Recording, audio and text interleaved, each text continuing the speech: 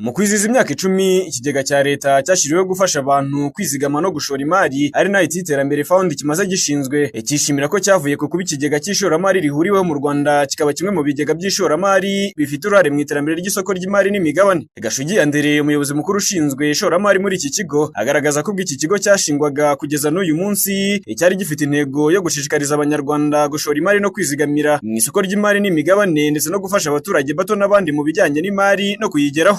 Yari ifite intego zitandukanye, muri izo ntego gushishikariza abanyarwanda kugira umuco wo kwizagamira no gushora imari ku isoko ry'imari n'imigabane. Ikindi cyari gutunganya uburyo noneho abanyarwanda bizigamiye babona aho ubwo bwizigame bwabo bwashirwa kugira ngo ayo mafaranga ashorwe ku isoko ry'imari n'imigabane.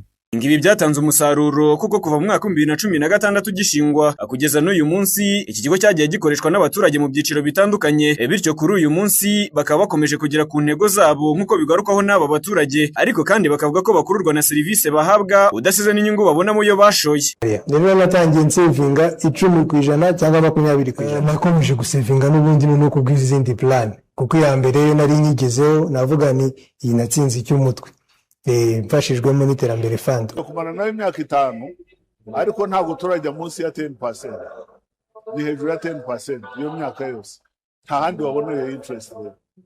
Turanezerewe cyane gukorana na NIT, harimo stability, nta kuba amafaranga uzayashyiramo ngo uyabure, kandi nta kuvuga ngo uzahomba ngo baguha interest rate. Ubu bose ubona amafaranga yawe utarushye wirukanka ushaka umukomisiyoneri, utarushye wirukanka tonze umurongo muri banki, utonze umurongo ku mu agent, ubona amafaranga muri NIT kuri service nziza, ukabikorera aho wicaye kuri telefone yawe. Umuyobozi mukuru wa NIT Iterambere Fund Jonathan Gatera yagaragaje ko hakozwe urugendo rutoroshye muri iyi myaka 10 ishize, aho kuri ubu bamaze gukusanya amafaranga y'u Rwanda angana na miliyari 150, ni mu gihe inyungu bagiye babonayo ingana na 11.12% buri mwaka. Kuva dutangiye miliyari ni 150 urebye, kuko ni miliyari 149 na miliyoni 950 n'amafaranga yakusanyijwe kugera mu mpera z'ukwa gatandatu.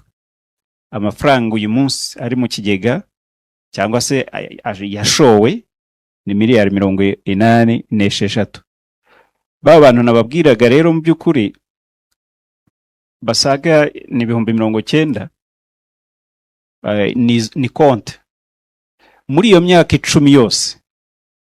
Muri iyo myaka 10 yose urebye icyo abanyamuryango babonye, icyo twakwita nk'impuzandengo y'inyungu yabonetse ni 11.12%. Ibyongeye kandi Igatera akomeza avuga ko nubwo ifaranga haraho rigenda rita agaciro n'ubukungu ntibugende neza, bakora ibishoboka byose kugira ngo ifaranga ry'umuturage ntirihombe, kandi ko hari n'izindi gahunda bafite mu myaka iri imbere izo kugeza serivisi ku banyarwanda benshi by'umwihariko urubyiruko, dore ko kuri ubu 37% by'urubyiruko ariko rwizigama rukanakoresha serivisi z'iki kigega. Ariko ku rundi ruhande tukagira banki nkuru y'igihugu itureba mu buryo bwo gucunga amafaranga, ariko ni nayo mubitsi by'ukuri nta faranga turarana, rirara muri beneri. Gahunda dufite no kureba urubyiruko cyane, turimo turagerageza uburyo twagera ku rubyiruko tukarusanga aho ruri. Umuyobozi mukuru w'urwego rushinzwe isoko ry'imari n'imigabane mu Rwanda CMA Ngarambe Romeo yagaragaje ko bazakomeza gushimangira amategeko n'amabwiriza agenga isoko ry'imari kugira ngo gahunda z'ishoramari rihuriweho zikomeze gutera imbere no kugera ku banyarwanda benshi, himakazwa gukora kinyamwuga.